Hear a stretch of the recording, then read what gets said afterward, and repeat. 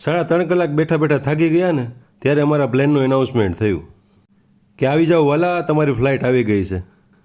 અને હું તમને કહેતા તો ભૂલી જ ગયો, અમે બધાય જઈએ છીએ અમદાવાદથી ગોવા.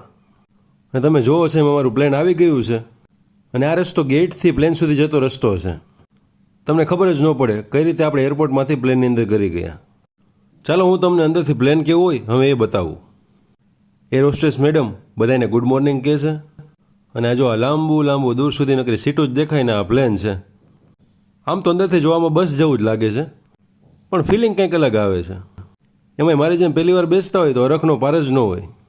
એમાંય પાછી વિન્ડો સીટ મળી જાય એટલે બીજું શું જ હોય. ઠેઠ લગી આકાશને જોતું જવાનું.